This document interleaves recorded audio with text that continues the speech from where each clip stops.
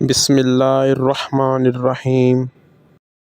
حضرت ابن عباس سے مروی ہے کہ ایک دن حضرت عمر بن خطاب فجر کی نماز پڑھنے کے لیے مسجد گئے تو دیکھا زنانہ لباس میں ایک مرد کی لاش ہے جس کا سر دھڑ سے الگ کر دیا گیا ہے۔ حضرت عمر یہ دیکھ کر پریشان ہوئے۔ لاش زنانہ لباس میں ایک مرد کی ہے اور وہ بھی مسجد میں۔ حضرت عمر نے پوچھا، حضرت علی شیر خدا گر ہیں؟ غلام نے کہا، جی امیر المومنین۔ سب ماجرے کے بارے آگاہ کیا تو حضرت علی نے فرمایا، اے عمر، اپنے غلام کو حکم دیں اس شخص کی لاش کو غسل اور کفن دے کر فوری دفنا دے۔ پھر جب 9 مہینے بعد ایک بچہ ظاہر ہوگا تو اس معاملے کے بارے میں سب کو مکمل آگاہی ہو جائے گی۔ حضرت عمر نے پوچھا، کیا ہم اس معاملے کو 9 مہینے تک التوا میں رکھیں گے؟ تو سیدنا علی شیر خدا نے فرمایا، اس کے بارے میں اللہ تعالیٰ کے آخری نبی حضرت محمد صلی اللہ علیہ وآلہ وسلم نے مجھے پہلے سے ہی بتا دیا تھا کہ ایک دن ایسا بھی آئے گا، مسجد کے محراب میں ایک شخص کی لاش ملے گی۔ اب فی الحال یہ کرنا ہی بہتر ہے کہ اس کو دفنا دیا جائے۔ 9 مہینے کے بعد کچھ خود ہی ظاہر ہو جائے گا۔ حضرت علی کے کہنے پر لاش کو دفنا دیا گیا۔ جب اس معاملے کو 9 مہینے ہوئے تو حضرت عمر ایک دن پھر مسجد میں نماز پڑھنے کے لیے گئے۔ جب آپ مسجد میں داخل ہوئے تو آپ نے سنا کہ ایک نومولود بچے کے رونے کی آواز آ رہی ہے۔ جس جگہ سے وہ سر کٹی زنانہ لباس میں لاش ملی، حضرت عمر نے اس بچے کو گود میں لیا اور کہنے لگا، بے شک۔ حضرت علی کے پاس گئے۔ حضرت علی نے فرمایا، اس بچے کے لیے ایک انصار دایا کا انتظام کیا جائے جو اس بچے کو دودھ پلائے اور اس کا تمام خرچہ بیت المال سے ادا کیا جائے۔ آپ کے حکم کے مطابق ایسا ہی کیا گیا۔ کچھ عرصے بعد عید رمضان آئی۔ حضرت علی نے فرمایا، اس بچے کو اچھی پوشاک پہنا کر عید کے دن مسجد میں لے جایا جائے اور دایا کو حکم دیا کہ جو عورت اس بچے کو پیار کرے اور یہ کہے، اے مظلوم، اے پسر مظلومہ، بس اس عورت کو میرے پاس لایا جائے۔ دایا آپ کے حکم کے مطابق بچے کو اچھی پوشاک پہنا کر مسجد لے گئی۔ وہاں اس نے دیکھا ایک خوبصورت لڑکی نے آ کر اس بچے کو پیار کیا اور وہی الفاظ دہرائے جو حضرت سیدنا علی نے بتائے تھے۔ تو دایا اس لڑکی سے کہنے لگی، اے لڑکی، میں آپ کو حضرت علی کی بارگاہ میں پیش کرنے جا رہی ہوں۔ لڑکی نے کہا، تم مجھے حضرت علی کی بارگاہ میں پیش نہ کرنا، میں سب لوگوں کے سامنے کیا منہ دکھاؤں گی؟ میں آپ کو بہت ساری دولت دوں گی۔ آپ حضرت علی سے یہ کہہ دینا، اس بچے کو دیکھنے کے لیے کوئی عورت نہیں آئی۔ اس حسین و جمیل لڑکی نے دایا کو بہت ہی دولت دی اور وہ چلی گئی۔ اس نے کہا کہ میں اگلی عید پر پھر آؤں گی، اگر تو مجھے بچے سے پھر ملنے دو گی تو میں تم کو اس سے بھی زیادہ دولت دے کر جاؤں گی۔ دایا لالچ میں آ گئی۔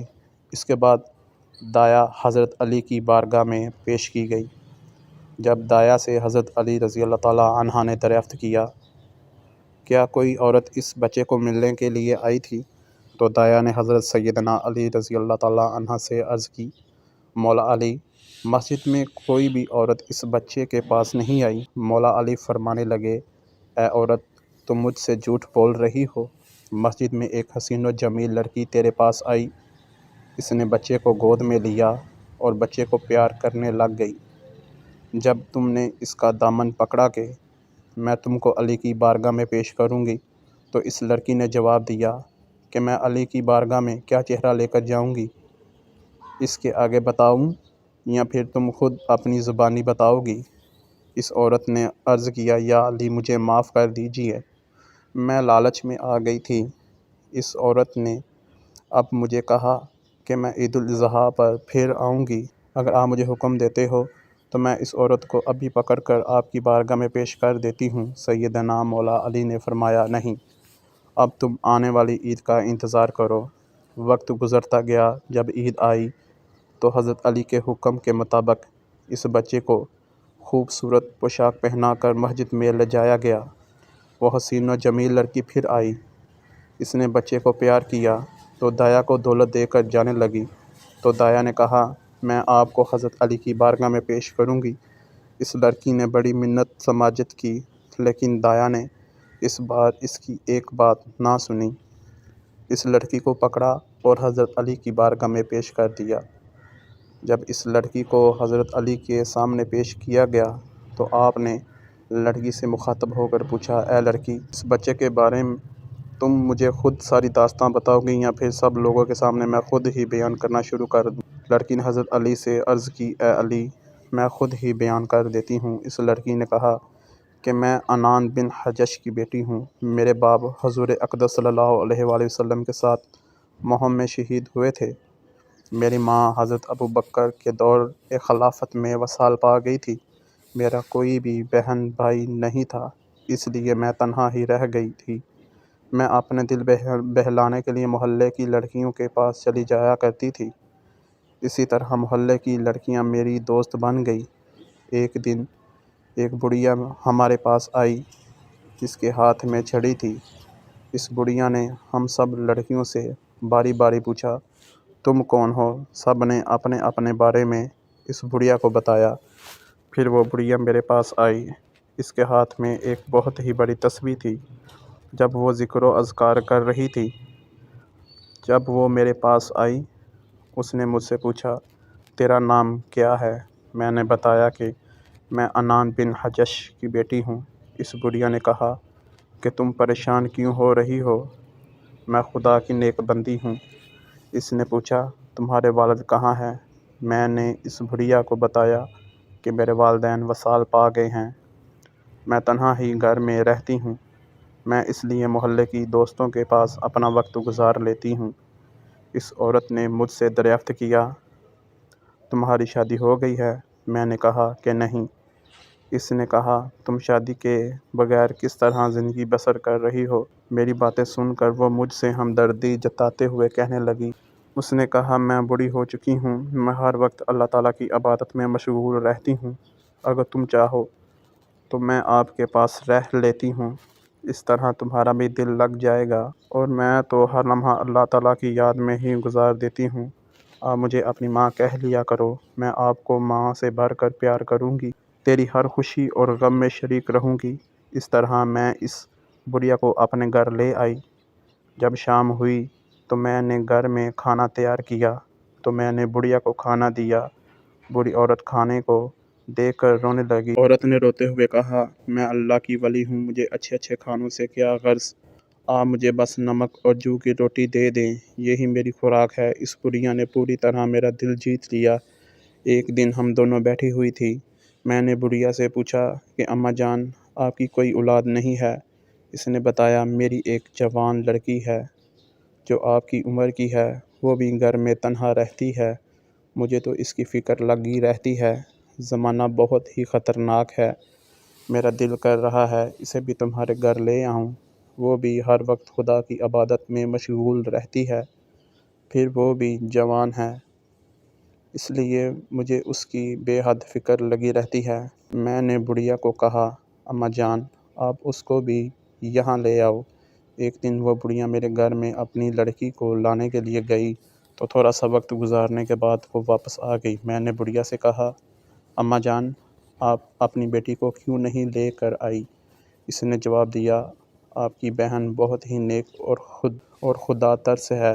میں نے آپ کے گھر کے بارے میں اس کو بتایا تو اس نے کہا ہے، میں وہاں نہیں جاؤں گی، کیونکہ ان کے گھر ہر وقت انصار مہاجرین کی لڑکیاں آتی رہتی ہیں۔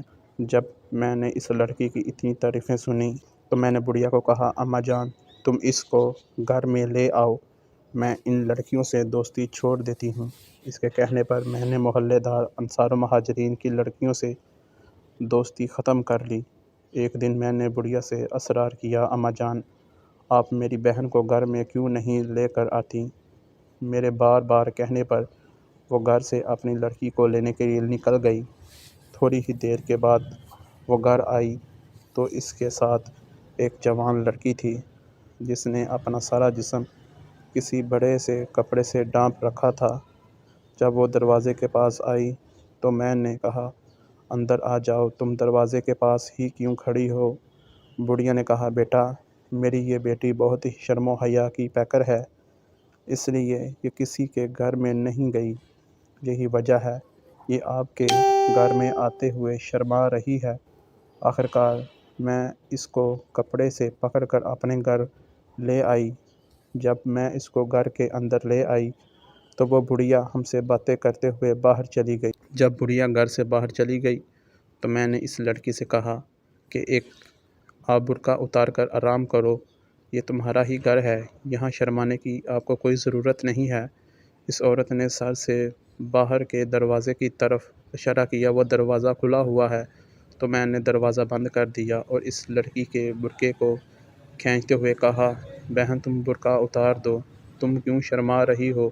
جب اس نے برقع اتارا، اس کو دیکھ کر میرے تو ہوش ہی اڑ گئے۔ میں نے دیکھا کہ وہ عورت نہیں بلکہ سیاہ داڑھی والا ایک بلند و قامت مضبوط جسم کا ایک مرد ہے۔ میں اسے دیکھ کر اپنے سے باہر ہو گئی۔ میں نے کہا، کیوں مجھ یتیم پر ظلم کرتا ہے؟ خدا کا خوف کر کیوں میری رسوائی کرتا ہے؟ کوئی دیکھ لے گا تو میں کہیں کی نہیں رہوں گی، خدا کے لیے خاموشی سے یہاں سے نکل جا۔ لاکھ اس کی التجا کرتی رہی مگر اسے مجھ پر رحم نہیں آیا۔ میں اس کے قریب سے اٹھ کر بھاگنا چاہتی تھی مگر اس ظالم نے اپنے مضبوط بازوؤں میں مجھے زور سے سمیٹ لیا۔ اسے مجھ پر رحم نہیں آیا۔ اس نے مجھ پر اپنی گرفت مضبوط کر دی اور میں بے بس اور مجبور ہو گئی۔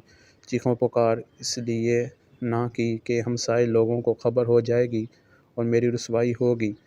میں اس کے چنگل میں بری طرح گرفتار ہو چکی تھی۔ بالآخر اس ظالم نے مجھ پر بڑا ظلم کیا، میری دوشیزگی چاک کر دی۔ یہ سیاہ مرد اپنی مستی میں مدہوش تھا، وہ وہیں سو گیا۔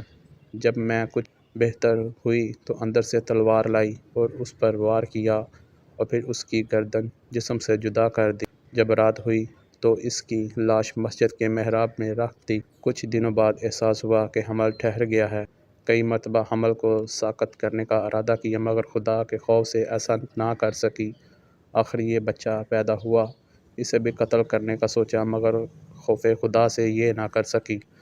آخر اس بچے کو بھی اس محراب میں رکھ آئی۔ تمام حالات سننے کے بعد بے اختیار حضرت عمر نے فرمایا، خدا کے رسول بھی سچے ہیں اور آپ کے بھائی بھی سچے ہیں۔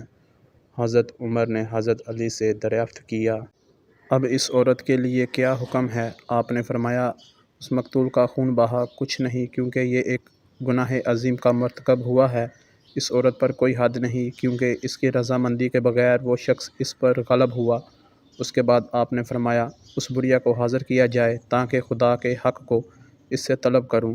حضرت علی نے داعیہ کو حکم دیا کہ بچے کو اس کی ماں کے سپرد کیا جائے۔ دوسرے دن تلاش کے بعد اس بڑھیا کو حضرت علی کی خدمت میں پیش کیا گیا۔